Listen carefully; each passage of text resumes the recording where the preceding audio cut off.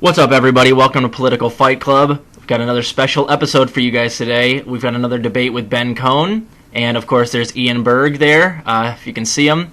I don't know if we're going to have video for this, but I hope we will. But we're going to do another debate today. Slightly different than the last time. Last time we kind of chatted capitalism versus socialism. We're going to stay in that vein, but we're going to do a little more like real-world application rather than theory today. We will probably talk a little bit of theory. But basically, we're going to talk about that, and as usual, we're going to, obey the rules of Fight Club, and, I don't think we are going to have any problems with anybody, that's in this room with that stuff, so, We can start some problems. Yeah, right, exactly. So Ian's going to moderate. We don't have any set questions. We're more or less just going to kind of pick up where we left off. I've done some research, and so has Ben in the meantime. So we're just going to basically have a chat. So, Ian, is there any rules you'd like to set down, or do you want to just start with any questions you have for either of us? Well, first, because last time we went over definitions, I'm assuming we're keeping the same ones. Yeah, unless you guys want to change them. Yeah, that's fine by me. That is important in good faith arguments. Don't want to get on a tirade about semantics. Exactly. Oh, that's my favorite subject. Oh. Yeah. What depends on what the definition of is.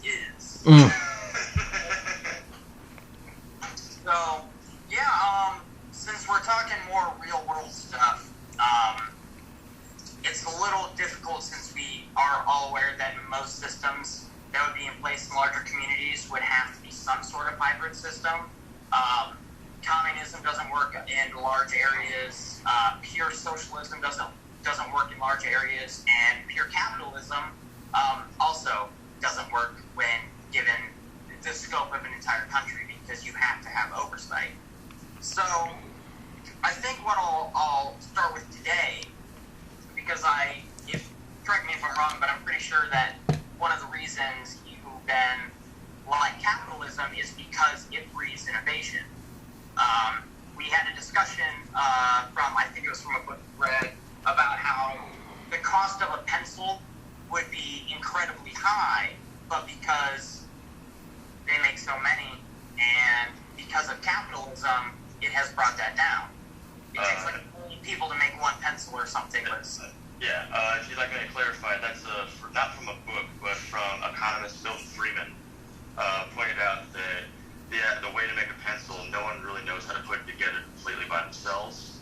But there's people from, Washington State cutting down lumber to, I would say South Dakota. I think that's where a lot of graphite is, to get the graphite for lead, all the way to Indonesia for people who are on plantations, for rubber plantations, to steel mines, wherever they get steel from else in the world, probably a third world country, not my problem, but that's not the point, just a little joke right there. But from all those aspects, millions of people are able to work together. They don't like each other, they don't care about each other, they don't speak the same language, same religion, same area, not even the same zip code, the whole 9 yards. They don't even look alike, but they managed to work together because they had a similar interest and personal value in increasing their own well-being. And that also doesn't stop just for the pencil, but you could think about cars, where parts are made from anywhere from Mexico to China to India to airplanes, weapons manufacturers are in there, to deck of playing cards to notebooks. Millions of people all over the world are working together for their self-interest, which is a common self-interest of trading values. I value this and you value that. We both have the thing the other person wants. We'll exchange them, and we're both winning. We're both winning, getting what we want, and we're both profiting. And so so as your point of view, capitalism is one of the best ways to achieve that goal. Mm-hmm. Of everybody working together. Now, what I'm going to move on next to is, Rob and I both know, and I'm sure you're aware, that many of the goods that we use today weren't created for profit margins. Computers were not created for profit. A lot of the things that we use today were created by NASA or by accident. And so there's also a lot of research that is paid for with taxpayer dollars. and then companies buy those rights, and then they sell it back to us. So, isn't one of the best ways to breed innovation having if the community is already paying for it, wouldn't it be, I guess, I know you don't like to use the word fair because the world isn't fair, but wouldn't it be better if we also benefited since our money and our time and our hard work went into that product as well? And so when you look at actual socialism, where it is the people own the means of production, everybody has a stake in the company. So is that one reason why, Rob, you are more into socialism, because it kind of gives everybody a piece instead of strict capitalism where it's whoever owns the land or the plantation? Yeah, I mean, there's a reason that insulin in America costs 11 times as much as it does in Canada or Scandinavia. And the reason for that is that the more capitalism you allow into something like your healthcare system, that you naturally have price gouging, because humans are innately greedy, and the people that generally become the heads of some of these very large corporations are basically sociopaths that'll do anything. They'll stand on top of anybody they have to get rid of anybody that's in the way of their bottom line, and they're cutthroat. So they'll do what they got to do. They'll price gouge, and that doesn't. They won't bat an eyelash. But to go back to the innovation statement that you made, I do agree that capitalism does breed innovation, but it's kind of a narrow mindset to think that simply competition is the only thing that is going to make us be innovative, because that's not actually true. What we see actually now is that a lot of our innovations are coming from what would be considered almost communist countries, for instance, China. And a lot of the vaccines I'd like to use as an example are... and that's my example is, for instance, Russia has the most effective vaccine I've seen, the Sputnik 5, and they are basically communist. China also has a bunch of very effective vaccines. Argument can be made that all of them have more effective vaccines than the U.S. does, with the Pfizer and the Moderna vaccine being not very effective. Pfizer's better than Moderna. But see, my point is that you don't necessarily have to have a huge capitalist, economy or capitalist system in place for you to innovate in the right areas. We will continue to innovate regardless. In fact, I think the proof is in the pudding. And then the other thing I'd like to say about vaccines, the Sputnik vaccine and a lot of the vaccines that are being produced in these other countries that are closer to socialist than we are, they have very cheap vaccines because they don't have Pfizer jacking up the price on everybody. And because they take their tax dollars and actually put them into the vaccines, they have very effective, very affordable vaccines, or free vaccines if they have universal health care, which we do not. So that's the counterpoint that I would make to the innovation argument. I think that you would still have innovation, and we will still find a reason to move forward scientifically in the areas that we need to, despite not having a capitalist system. And again, I do think that there needs to be a little bit of capitalism and competition in the system. That's why, of course, I'm not a communist. But that's what I've got to say about the innovation point. Right, and let's not get things twisted either, because China is not a pure communist state. Right, they're actually a state capitalist. If anything, right. Right, more Russia. Russia's more like what I'm talking about, but that's the main example, and they actually have the best and the cheapest vaccine, as far as I know, is the Sputnik 5. And it's so good that Germany actually is offering like billions of dollars to buy it right now, as of yesterday. Russia doesn't exist. It's a conspiracy. We all know. Okay. It does in Rachel Maddow's mind. It's just bears. That's it. Just bears. They can't. Bears on unicycles. Bears on unicycles. So, what's your rebuttal to that, Ben? My thought is, how do you know what we need? What is the correct direction to go? And it seems as if you have an idea in your head on the correct direction to go, which is not a problem. Everyone has their ideas on which direction to go. But realistically, there's, 7, 8 billion people in the world that have the exact same idea. I know which way to go. I know which way to do things. I know how to do it. Yeah. They're not right. Yeah. And my idea is that, and I'm left libertarian, and I know you're more right libertarian, so there are a lot of things that you and I have in common. And the libertarian thing, I think we can agree that we want smaller government. And I do want smaller government. So what I would like is government or some sort of entity that controls and regulates certain parts of our lives, which I believe to be human rights. And they don't have to control these. They just make it so that we don't have to go through a private free market system to get them. And those are things like healthcare, education. I still think like utilities, clean water, even things like internet are human rights nowadays, and they can be run by your tax dollars and regulated thusly and do very, very well. Other than that, I want the government absolutely out of everybody's life. So like I don't want them to tell you what drugs you can and can't take. I don't want them telling you what you can and can't do on your land, so long as you're not doing something that's egregiously bad for like the environment, like dumping toxic waste.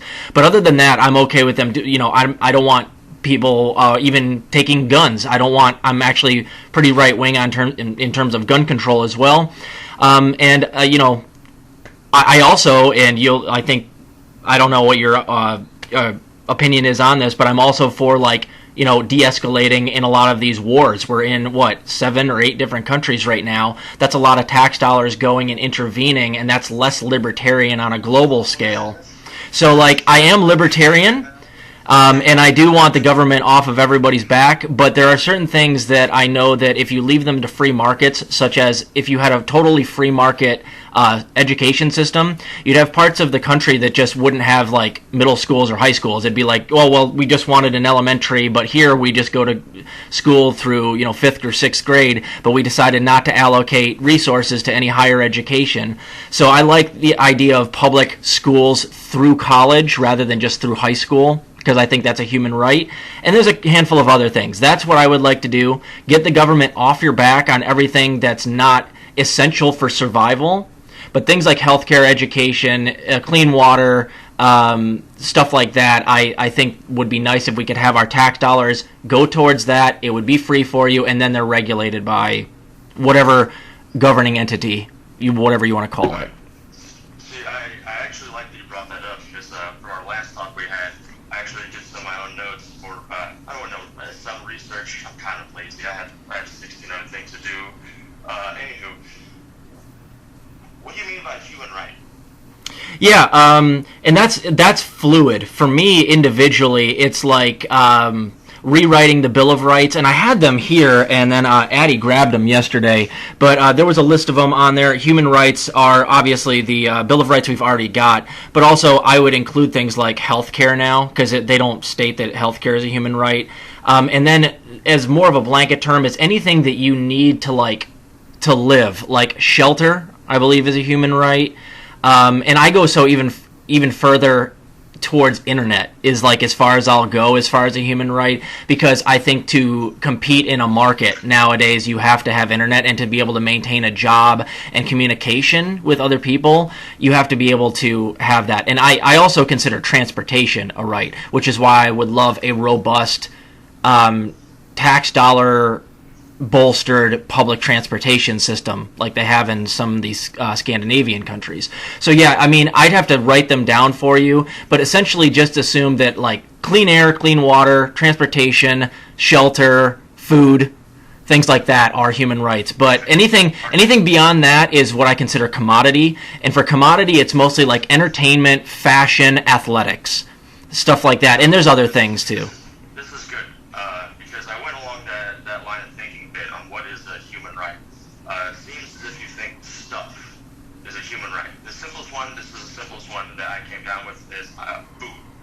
Obviously, as human beings, we think that I try to make it as simple as possible. Food, human right. It's a good thought process. I like going down there. What makes human food a right? What is a human right? Because as far as I broke it down, it is some research thing, and paraphrasing, generalizing, a human right is It's an entitlement given to someone purely based on the fact that they are the same species as me or a human. So since I'm a human, you're a human, we have the same rights. That means if you go somewhere, you should be treated the exact same, aka that's the human right, and then their entitlements given to you just because you are the same as me. All right, this is the simplest that, like, the simplest I could break it down to. And real quick, Ben. yeah. So, like, for you, a right would be, say you take everything society has given us away, right? So what your right that you would have is, you don't have the right to have food, but you have the right to get food. Like, you don't have the right for someone to give you shelter, but you have the right to build your own shelter. Yeah, so that's like in the Constitution. Inherently natural to humans? Are those basically what you consider rights? Well, like, that's why I kind of tried to keep it general, because it seemed a general idea of what a human right was. Think that it's an entitlement given to someone just because they are the same species. It's the best I can come up with. That's more or less what I interpreted it as. I could be wrong. I can't read in the first place, but it's all surprising that I figured that out off the internet. But that's what seemed to make the most sense. It's an entitlement that I get because I'm a human, and that all humans have those same entitlements. And so, like, yeah, you're right. Like, you have the right to get food, and that's why, like, the Constitution, the three inalienable rights that we have: life, liberty, and pursuit of happiness. They didn't seem to be things. There was stuff. It wasn't commodities, which is something that's completely different. It was just like, you have the right to be alive because you're born in this world. All right. You have the right to be free because as an individual, you should be able to control your own life. You have the right to pursue happiness. As far as it's understood and interpreted, that's the right to acquire stuff. So own property. And so that's why I wanted to go down the thought process of why is food a human right? Because if you start saying things are human rights, if a man is starving and comes up to my farm and he goes, I am a human, I have the right to that food, essentially he's saying, I can take that from you. I have not earned it, I have not worked for it, I have not laid seed, watered it, weeded it, I have done nothing besides be alive, and all the work you put in belongs to me just because I'm alive. I don't think that's fair. I don't like using fair, but I don't think that is correct way of thinking. I don't think that's right. I don't think that's the proper way to go through life. Because if you start naming stuff like as simple as food is a human right, you end up with what happened in Soviet Russia or the Ukraine during the height of the Cold War, where 6 million Ukrainians died because their food was literally taken from farmers to feed people in the city, while people on the farms were starving to death. Right. If I may, go ahead. Your view of rights is something where it allows humans to thrive in the society we live in today. So, like, yes. In order to thrive in the U.S. right now, you need internet because you have to be able to find work, and most places don't take paper applications. It's helpful to have, like, a college education and be debt-free. So for you, Ben, it's more like, if you're born, you have these rights. No one can take them away.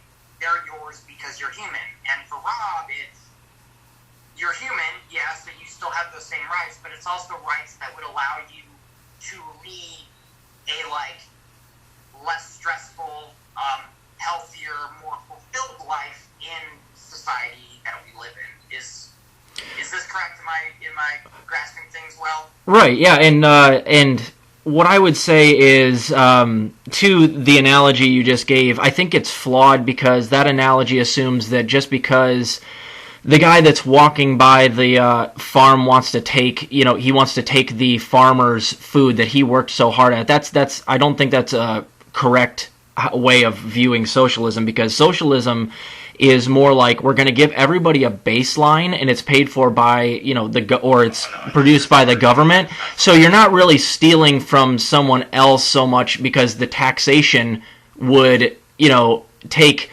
if you have a good tax system that taxes everybody progressively, then you're not taking food out of the mouth of anybody else, and you're not exploiting the work of other people so much as we just give everybody a basic floor that allows them to prosper so that they don't have to necessarily be born into abject poverty or starvation or anything, that everybody at least has the basic essentials, and then they can work upwards from that. Now, again, I don't want to totally socialize something like food, by the way. I don't want everybody just to be like, oh, well, we're just going to deliver you your big box of essentials to everybody's doorstep and everybody gets the same food. What I want is people to not starve, but then there to be a commodity portion or a capitalist run part of food that is restaurants, that is gourmet food, that is designer food, that is, expensive stuff, stuff that, you're not going to give caviar to poor people, and not that they want it. So I don't want to completely socialize food either. But what I do believe is that when we have a more socialistic system that takes certain things off the board for debate because they're for survival, then we'll let capitalism take over more after we've taken care of our own. So that's basically what I would like. There's very few things where I want a totally capitalist system or a totally socialist system, which is why I didn't want to talk total theory, because communism is very difficult to defend because it just doesn't work. But there are certain areas where you can make a vast majority of that socialized, like healthcare or education, and it works very, very well. Food, mostly socialized would be good, so that at least we could get rid of starvation and people dying of hunger. But no, I don't want a totally socialized food system either, because of course I want to be able to go out and get a steak if I want to. No, I'm not talking about socialism here. I'm talking about human rights. Right. Food is a human right. That means anyone can come up to. Again, it could be a farmer. It could be your own backyard or your own garden.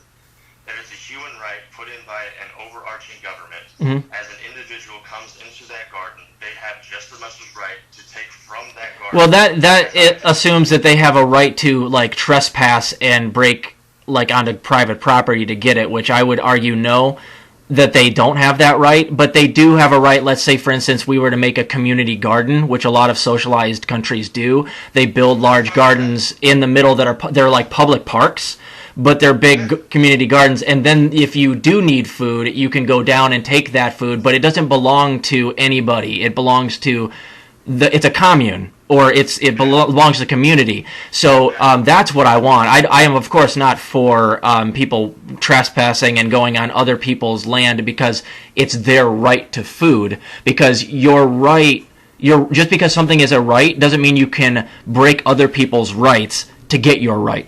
But if we have a government that can just provide it, then there doesn't need to be any trespassing on private property. It would just, you have a right to food and the government will provide it for you, and you don't have to break anyone else's rights to get it. But then that's the question of if individual rights then can go out the door because the government needs the food. It has the right to take it because it's a human right. Well, you have to make sure, of course, that the government does not do things like, eminent domain where they're stealing land and stuff. Of course, yeah, we don't want big government control, and that's why I totally fluctuate between something like Marxism and really left libertarian, because I constantly go between, can we get a government that is democratic enough to actually not infringe on the rights of its citizens and then implement a socialist system that way, which is more Marxist, more centrist Marxist? Or do I just go anarcho-leftist, kind of, where I go, it's almost better to just not have any government entity and leave it all up to the people and let them work on a community basis? But I do take your point. I do want less government interference, and to that point, I would say my ideas don't work if we don't have a very democratic government actually implementing our constitutional rights and our laws, of course. If we have the government we have now and give them a whole bunch of power, that's not anywhere close to what I want.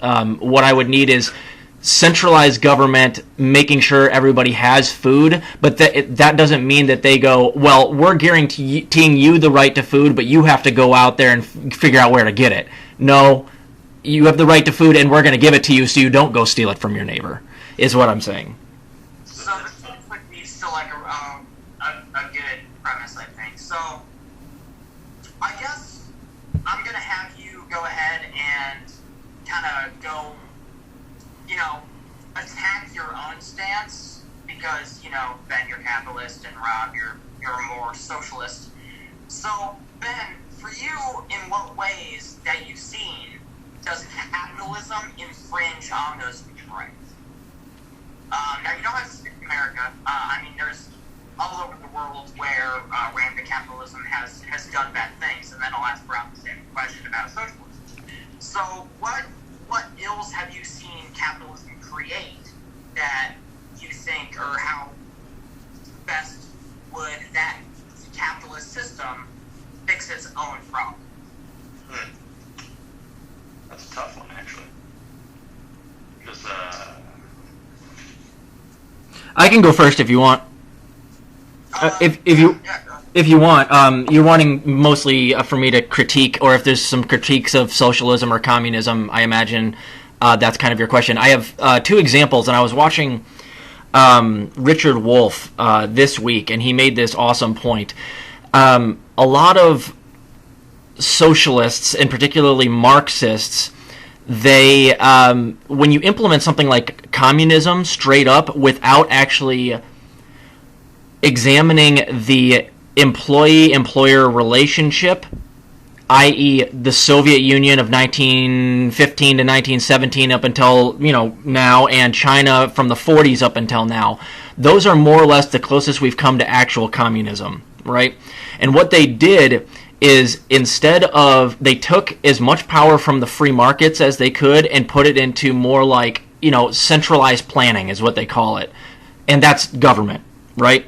But what they did is, all they did was hand the reins over from, people that are CEOs or the, capitalists to other very rich people in government who have more or less the same ideology as the CEOs did. So they flipped from being like right-wing authoritarian to left-wing authoritarian, right? So, and that's where Marx argues that you can't just hand the reins over from corporations to government and say, voila, communism, everything's going to be okay, because the government, which is centralized planning, is now taking over, and everything's going to be fine, because in the end, that doesn't get rid of the inherent inequality and the mentality of your overlords, because they're all more or less the same. You're just giving it to different rich people. So They just changed the labels. They didn't change how the actual system right.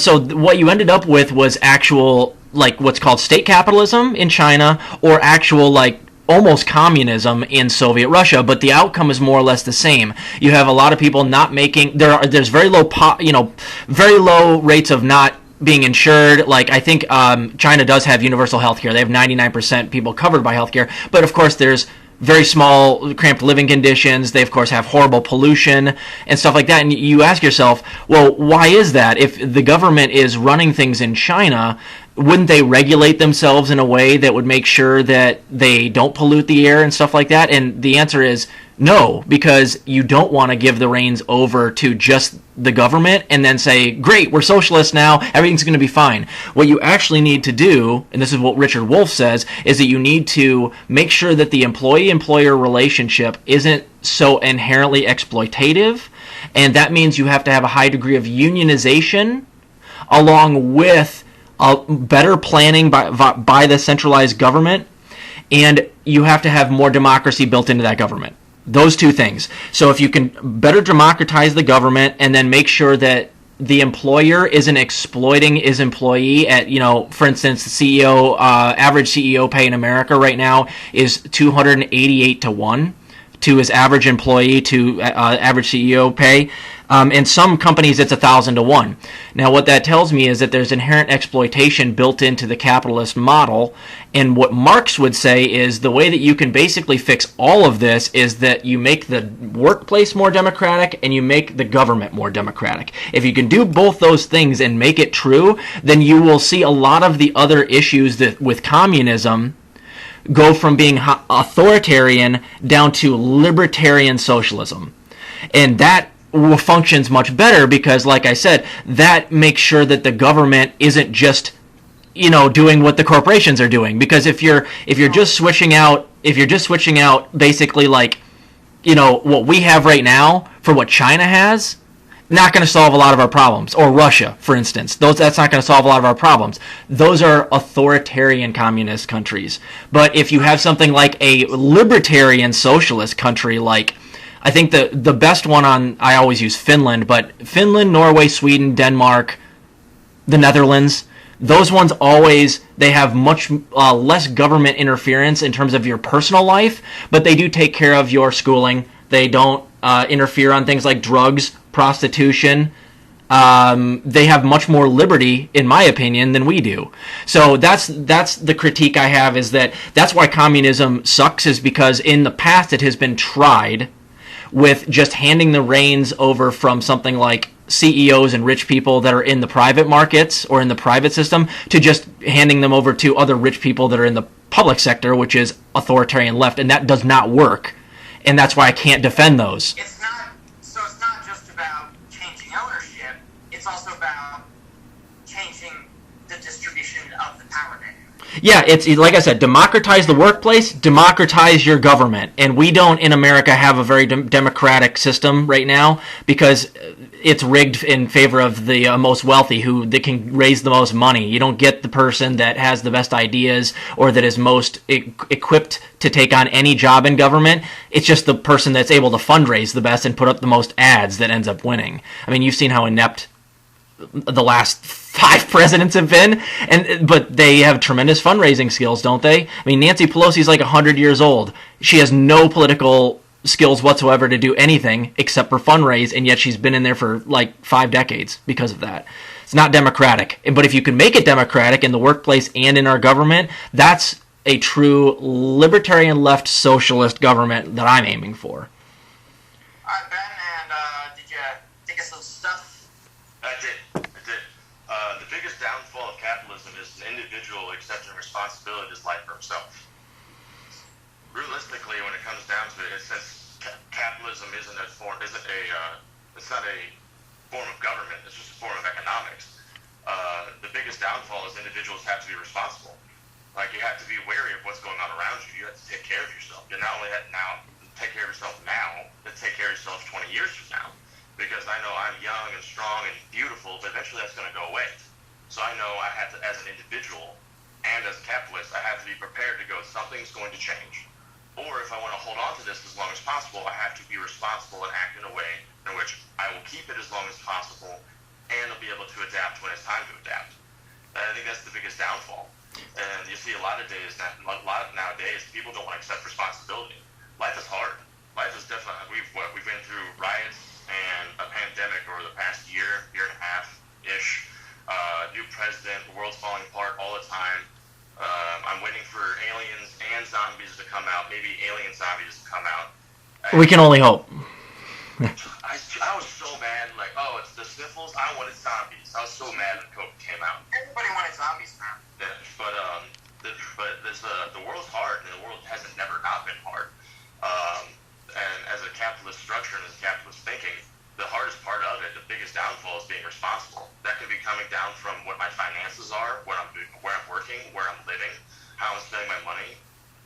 That's just the financial part. But then you could go along with the actual, the humanist part, where I'm like dealing with relationships. Politics is a bit to this.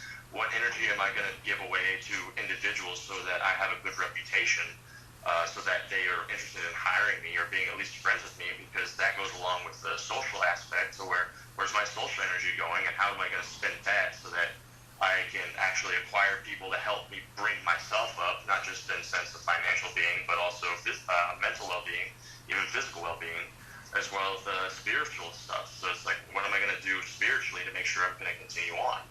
But if you want to get just the financial part, you have to be, the world is always turning. You can't look and hope that someone else is going to take care of you. You can't hope that someone else is going to take care of you. You have to really take into the fact that there's going to be a tomorrow, and you have to prepare for the tomorrow. Like, there's always going to be people trying to pollute. There's always going to be people trying to wage war. There's always going to be people trying to be just terrible. And that hasn't changed since the dawn of man, since the dawn of time. And that is the biggest downfall, is you have to accept the responsibility of the world around you. That not the world around you, but of yourself living in the world around you, and how to best prepare yourself for that. That can be broken down into many different ways.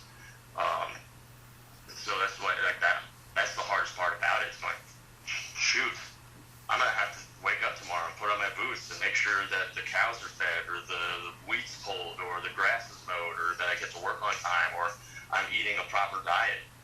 You know, So right. So, because we've had these conversations before about how to rein in the predatory nature of some businesses, and you mainly say, well, if people don't give them their money, they won't make money, and they'll fix things. And that personal responsibility does go a long way. So, for instance, I'm very anti-Amazon because a lot of things that Amazon does. you were just silly. It wasn't until recently that I decided, you know what, I talk about how I'm very anti-Amazon a lot, and I still every now and again give them my money. Well, they're going to keep making money, so the other day I had to buy some parts for the car, got to buy some stuff for the house, and so I paid a little bit more to get it from somewhere else. And if that company isn't getting my money, then they might change the way they use things. But it has to be more than one person, and so that personal responsibility factor does come into it. I will say there are some areas where that's really difficult to do, especially in third world countries where companies come in and buy mines up, and the only place you can work is in the mine, and so they take something. So there are areas where personal responsibility isn't the only aspect on how to rein that in, but it is definitely a big part, especially in the West, where we have the luxury of choosing who to give our money to and who not to give our money to. See, the thing is, even across the world, everyone has the choice. That's the greatest thing working back in the hotel with Chef John telling me, like you have a choice. That's all you have. That's it. You can, and so it's an amazing thought to think of that. I've heard Eon Brooks point out this, like before child labor laws were installed. That what do you think children were doing before factories? They were working. They were up at 4 a.m. working, hopefully not getting kicked in the face by horses. They were up tilling fields. They were up plowing. They were up digging. They were working. So it's like the laws didn't really stop anything, but just changed anything. So, but like those kids, even in third world countries, like it's a choice of, do I work here or do I work there? Do I toil in a field or do I toil in a mine or do I just toil in a factory? And that just doesn't come down to kids. That comes down to adults. That comes down to women. That comes down to elderly. You always have a choice. Like South Park had a great example. Do you vote for the giant douche or the turd sandwich? If I had the choice of, do I sit around and wait for a job to show up, or do I go be active and I join the army? Choice is always there, and none of them are good. Neither one is a good one. And we were never. I highly doubt until God on earth comes back that we will ever have a choice between something good and something bad. We either have something bad or something that's worse, and that comes from personal responsibility of choosing which one is better for me. That could be someone working in a mine or working in a factory that's 12, and it's like, that sounds terrible. It kind of is. It's a tough life, but it's not that much. It's not that much worse than toiling in a field, not knowing if you're going to be making any money.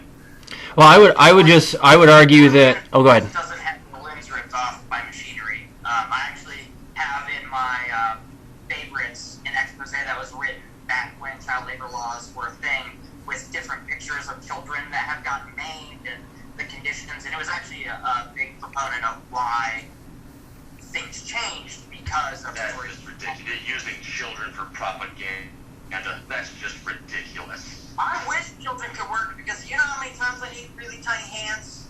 Yeah, a lot of times. It'd be so helpful. Snowpiercer proved a point. That's why I had kids, man. I'm just gonna put up the work. That's it. Or sell one of them on Wayfair, whatever works. Whatever. Well, I can agree with the factory work can do that, but I mean, my grandpa, when he was a child, he was kicked in the head by a horse. He was killed. I'm surprised I'm around. There's giant factories you get one cut on your hand, no anesthetic out on the farms, you're dead. Like before the Industrial Revolution, people living on farms, obviously having 12 kids because 6 would die. The infant mortality rate was extremely low up until the 1850s. So really, and that's right around the time of the Industrial Revolution. Right. Well, I would, if I may, I would argue that just because, we used to have horrible conditions that children had to work in, doesn't mean we always necessarily have to. We have to evolve past that, because I would argue that's inhumane, and of course, children shouldn't have to work in mines and live in or work in horrible conditions. And it was, in fact, I believe it was some socialist unions back then lobbying to get them out. In fact, a lot of these things like the 5-day work week, the 40-hour work week, things that have taken pressure off of people and that have made their lives more fulfilling and less dangerous at work are generally unions and movements by labor. So that's all of those are socialist, committee, or those are all socialist groups of people that are banding together, and that's what history has shown us, is that when people band together and ask for better conditions at work, for instance, like what they're trying to do at Amazon right now but failed, that is better for everybody. And I don't think an argument from traditionalism or an argument that says, well, this is the way that it's always been, so we don't have a better option. I don't agree with that. I think that we necessarily have to always try to be evolving and try to be more humane with our workers. If 100 years ago kids are losing limbs at work, but nowadays kids don't have to work until they're of a certain age, and they're not allowed to do certain jobs until they're of a certain age, but we still have Amazon people pooping and peeing in bags. We've come a long way, but we need to keep going, because I still don't think that today we have good working conditions for people.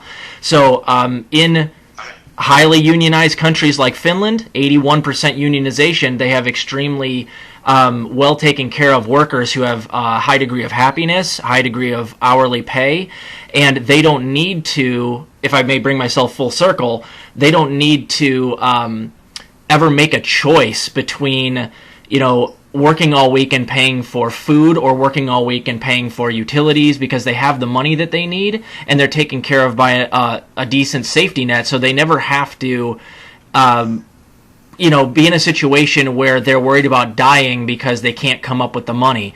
Lastly, Social Security is my last point, where I think that it's important that elderly people who don't necessarily have the chance to go out and make enough money because they're either handicapped or immobilized or mentally not capable of holding down a job to take care of themselves. We need to take care of those people. That's socialism. I don't agree that they should just die because they got old and can't hold down a job and because they didn't plan financially well enough to survive in their golden years. I don't agree with that. I think Social Security is important. Medicare is important.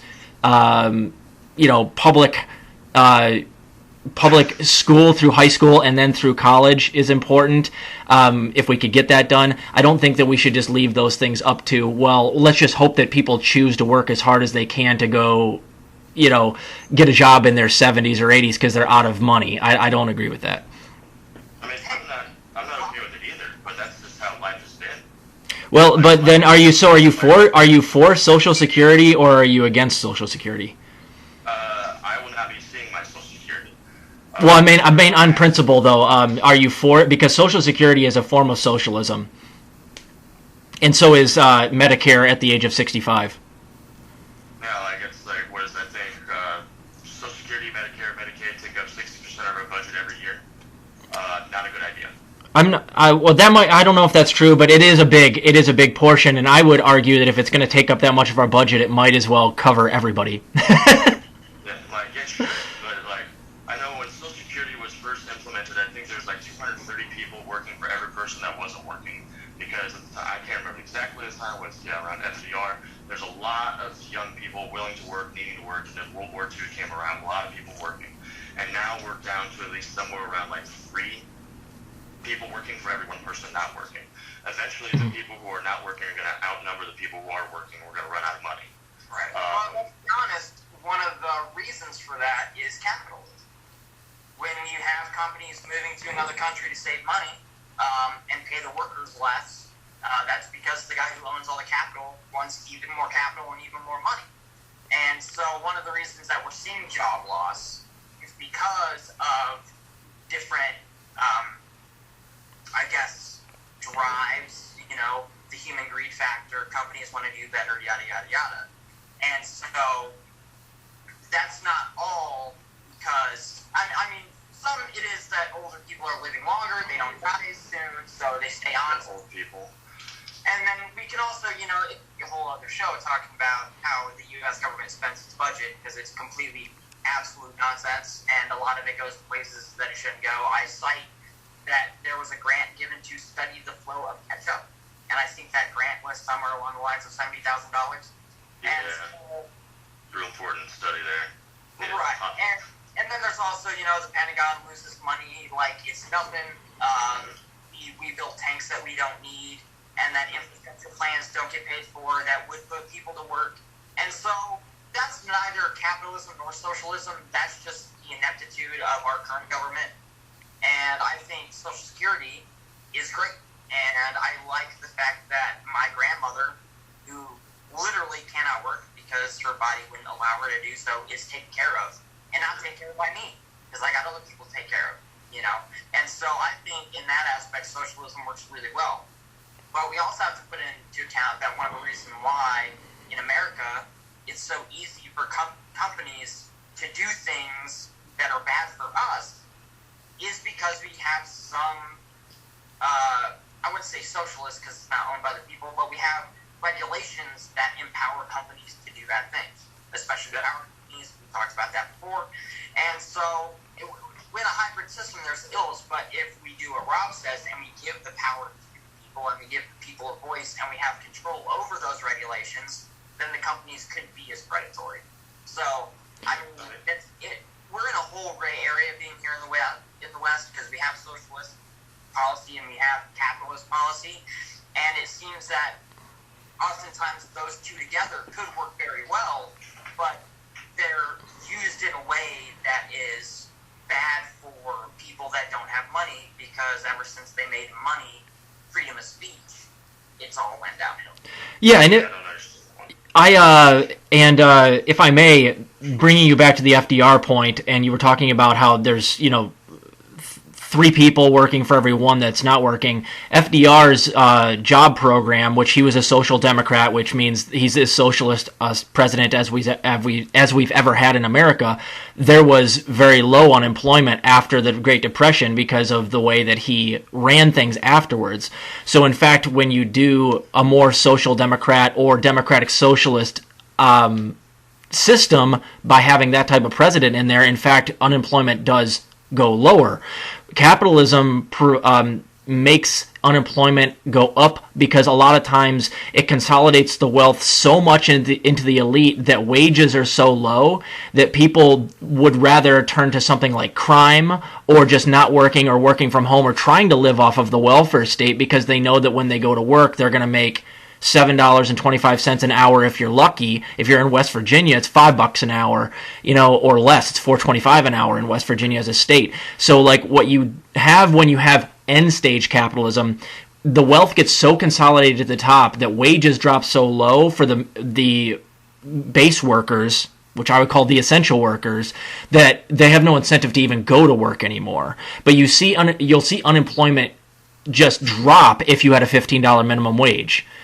That's just the way that it goes, and that's what FDR did. He made sure that there was a jobs program, an infrastructure program, put people back to work, employed by the federal government, and unemployment drops in that case. I've heard the other way around from Thomas Sowell. Thomas Sowell pointed out that once the Great Depression hit, like an instant shock of it, obviously unemployment went up, costs, I can't remember everything, but unemployment. I know he mentioned unemployment, boom, went up. Costs go up, got to cut costs. Got to stop hiring people. Within the next couple of years, everything started stabilizing out, starting to get stable, starting to go back to normal. And then as soon as FDR started implementing jobs programs, started implementing the New Deal, unemployment spiked right back up. Hold on a second. What is it? I think Thomas Sowell pointed out that, college, UCLA, I think, a college in California did a study showing that the New Deal implemented by FDR expanded the Great Depression by 10 years. If left to its own devices, it would have been 10 years shorter. But you also have to take into account that a lot of those programs that he put into place benefited people. A lot of more people would have starved or died of exposure had those programs not been in place. Oh, no, not at all. In his book, Basic Economics, he pointed out that the United States government had to buy 20 million hogs and destroy them. Didn't cook them, didn't save them, didn't process them, didn't get ready for food. They destroyed them because they wanted to save the farmers. This is in Thomas Sowell's Basic Economics. Well, I disagree. Go ahead, Ian. And so that was, they bought the hogs to save the farmers, but they had no means of turning those hogs into food because they didn't own any means to do that, and so they just had to destroy them because they couldn't, I'm assuming because of regulations, sell them to another company. I have no idea. Like, as you just pointed out, the main thing was that, that the idea was save the farmers. How do you save the farmers? Well, you buy their crops. Okay, well, you bought all their crops. Now what do you do with them? Well, we have this surplus of crops, and we have no idea what to do with them. We have no idea to take care of them. We can't do anything with them. It's almost as if people who wanted to buy hogs or buy crops know a lot more how to take care of food and get it to people than the government did. Well, that's happening now worse than ever, though. I mean, have you seen, and we're in the most capitalist system on earth, and we're in end-stage capitalism, and we waste more food now, and we can see it with our own eyes. Like, I don't, it's not that I don't believe you, but we do that consistently now, where we burn food or we won't let food go to the homeless because we don't. The CEOs of these big grocery store, chains and stuff like that won't even allow stuff that's expiring to go to homeless shelters because we are in end-stage capitalism right now. See, that one's tricky because of working in the food industry. I brought up to my chef when I was at the last hotel going, hey, we've got all this leftover food. Why can't we give it to the homeless? Why can't we give it out? Why can't we get some kind of tax break? And he just goes, we can't. Legally, we cannot give it away. And ask yourself why. I mean, we are in fact in a system that if it's not profitable, it's probably not going to be done. And in fact, a chess game is going on where they'll literally hold back on stuff like that because it will impact their bottom line. No, it wasn't a financial thing. It was a legal thing. Right, but okay. One of the reasons at the hotel and other restaurants don't always give food to the homeless is because there have been stories where homeless people will get sick because the food's been prepared. They will then sue the company or the person, and so it's not beneficial because if you are working in a kitchen, you have to prep the food, you have to make sure it's safe. You have to maintain a certain temperature, yada yada yada. And so doing that would cost a lot of resources, and you can't just give it away because then there's no one there making sure it's safe. In larger grocery stores, if it's something that they could prepare, say like macaroni and cheese or ramen, or it's sealed, and it could go to a food shelter or whatever, those laws wouldn't exist. The reason they don't do that, and I read some stories on this, and I can try to look them up so we can link them so you guys know I'm not bullshit, is because companies can only claim so much in taxes on carry, but they can claim way more on things that they write off because it is ruined. So oftentimes what they do is they take this food that they could give away. They won't get a tax break for doing that. So what they do is they let it expire, they let it go bad, they pour things on it, they smash it into dumpsters, and then they can say it's damaged and write that off as a loss on taxes, and then they can make more money. So I would suggest that you just change the tax code to make it where they can write off way more donations, and then that would solve a lot of the issues. Right. But then Just stop taxing them. I mean, that's also like, hey, it doesn't. I mean, all the studies have and even history has shown that you could tax companies next to nothing. It's not going to go to the employees. I mean, Nike paid nothing in taxes, and they make their shoes nothing, and they sell them for hundreds of dollars over here, and that doesn't benefit the people that work there. It just benefits. You were employed, right? No. Well, no. When they are employed, they benefit, right? I mean, it depends. So, because exploitation is a funny word. I'm going to use Amazon as an example. So Amazon moves into places and they would pay $15 an hour after Bernie was yelling at Jeff Bezos. What that did was it actually caused all the other companies, in order to be competitive, to drop their warehouse employment prices. So with one company employing more people at $15 an hour, all these other companies that started employing their warehouse workers at $20 an hour dropped their prices. So when a company comes in, it is better for you to be employed if the company you're working for is going to give you enough to survive. So for instance, in small towns where there's mom and pop shops, and then a Walmart will come in, more people will be employed at Walmart, but are they doing better? Because now you have other owners that have been taken out by Walmart. And you might just say, well, hey, that's capitalism competition. What are you going to do? But it's not as black and white as their lives are better because they're employed. Because if Nike wasn't there, another company could be there, and it could be paying them even more. It could be less exploitative. And so... What do you mean by exploitative? As far as I understand, the exchange between employee and employer is complete. It is at its base level a cooperative, symbiotic relationship of I have value, you have value, we will exchange value, and no one is lesser off. In fact, I will only engage with you with your value if I think it is worth more to me as an individual. Well, Marx would argue that, and that's exactly right what you're talking about. Now, the problem is that what you're talking about is it's the capitalist or the person that is bringing in capital, which is money or resources that are to be used by the employee and the employee themselves. So Richard Wolff makes a great analogy here. What is supposed to happen is that the capitalist, if you want to build a chair or a table, the capitalist will provide the capital to buy resources or the resources themselves, which are tools and wood. The employer or employee is the one who knows how to use the tools and actually build the table because the capitalist doesn't know how to do that. So let's say the capitalist brings $50 and buys the, whatever they need, and then the employee puts $50 worth of labor into building the chair, and then so there's $100 there. Then they sell the chair for $200, and so they make a $100 profit. The capitalist says, I want 50% of that, and the employee says, okay, I want 50% of that, we'll split it evenly.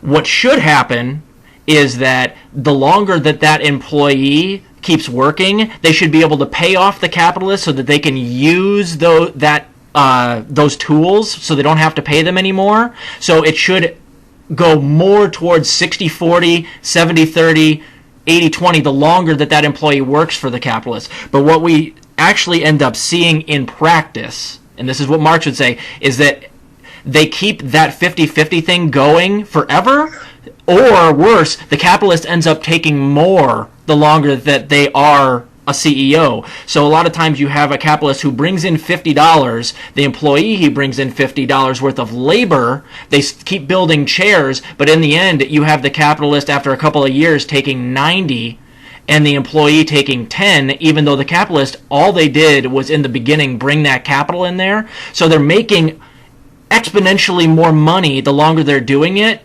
and exploiting their labor for less, even though they're not really working anymore. So that's what actually happens. So capitalism and meritocracy are not the same thing in America anymore. You have somebody who's now exploiting their labor, not doing anything simply because they provided capital up front. I want to be polite and raise my hand. Yeah, go ahead. What makes you think that labor isn't capital? It is. So more or less, if you're saying the capitalist is bringing in all this capital, the woods, the tool, everything in between, they're also bringing in the individual.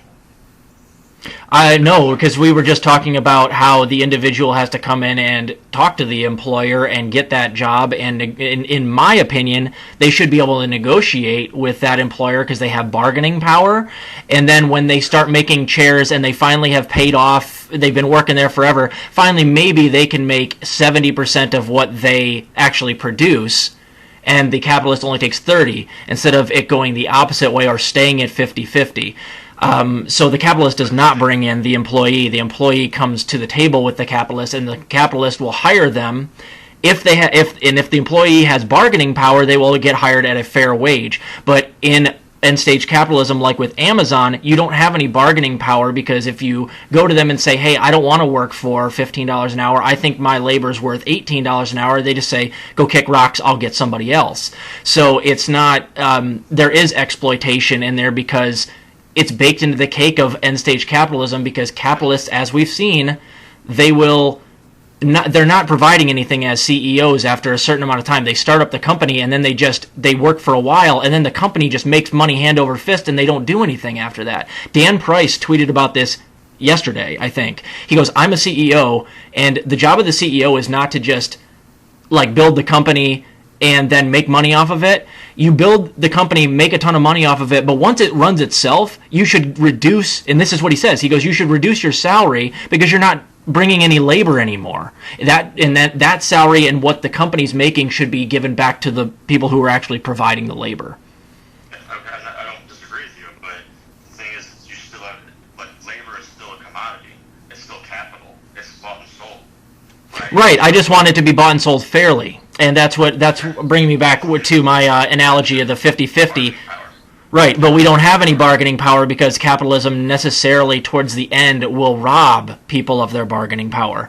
So it's no longer about paying labor fairly because they can't ever get the owners to pay them fairly anymore because they don't have any leverage over them unless they unionize, which is why I'm so pro-union. See, like, I don't have a problem. Like, they do have leverage. They can go work somewhere else. Not always, and that is a lot of these companies like Walmart and Amazon, they move into small towns and you really don't have any other choice. And that's a point that, I think it was, I'm losing my, I got about 10% battery here, guys. This is what, oh goodness gracious, he was arguing against Bhaskar Sankara recently about it. Epstein. And he was talking about, you always have a choice to go elsewhere if you want to. That's how this system works. But that's not the case. Especially in small towns, you really don't have any option but to work at these places. Bessemer, Alabama is an example of this. There's really not many other places to work there. You either work at the Amazon factory or you kick rocks, more or less. So who's keeping those people there? Yeah, right. I mean, but do you? So are you? Right, and I don't think people should have to move out of their town simply because Amazon moves in and doesn't want to pay them a fair wage. No, that's how it's always been. Like, right, but that's an argument from traditionalism, which is why I think we should improve on that. I don't think that just because it's the way it always has been means the way it always should be. If we could have a bunch of mom and pop shops instead of an Amazon or a Walmart in a small town, that benefits everybody because the products you're getting are better because they're, mom and pop shops tend to do much better work, but also you can bargain and try to get a fair wage if there's hundreds of small shops because you can, in fact, say, hey, listen, I can work here or I can work down the street or across town. I got 3 or 4 other options, but when there's a Walmart there that puts a lot of these little places out of business, they don't really have much choice anymore. I don't know at any point in human history or the future of human history in which that wouldn't be any different. Right. Well, I mean, we have to try to improve on history. Resources from every other part of the galaxy, minus our own, just because it's obviously not good enough. Like the expansion of the movement of human beings from the beginning of time has been, hey, it's better over there. We've run out of food, we've run out of water, we've run out of space. So there's someone attacking us. We need to not be here. We need to leave because it's either we stay and have a horrible, horrible time, if not death, or we leave and a chance of having something better. I'm not saying we need to stay traditionalists. I also don't think that we should try to improve, but relying solely on the fact that we want government to make things better for us is not going to make things better for all of us. And we don't even have to do government. In this one, I don't have to use that word. All you'd have to do in this particular instance is just make sure that we can have better unions. Or have a lot more unionization. Now, having legislation to strike down anti-union legislation would be nice because, like, the right to work laws need to be gone, and they will be if the the PROS Act passes. That's good news.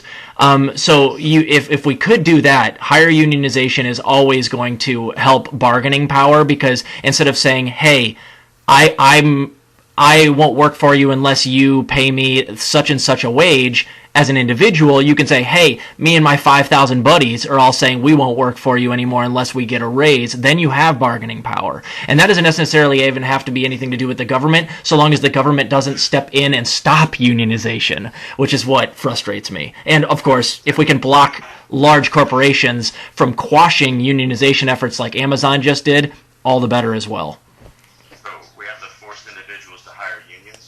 No. You have to. I would just say we have to make sure that people like Jeff Bezos aren't doing things like having people followed in their off time, or pulling them into meetings and giving them, making people watch videos about anti-union propaganda where they say, hey, listen, tell your higher ups if they're using any of these buzzwords like living wage was one of them. If you hear anybody say living wage, make sure you report it so we can get them in trouble. That stuff should not be legal, in my opinion. That's union busting. And that's what I would do, is just say, no, listen, you don't have to legislate that your company has to have a union, but you certainly should legislate that the higher-ups in every huge corporation aren't union busting and doing propaganda down in their ranks, because that makes it very tough for unions to form, which keeps wages down, and that represses flourishing of the humans that work for that company.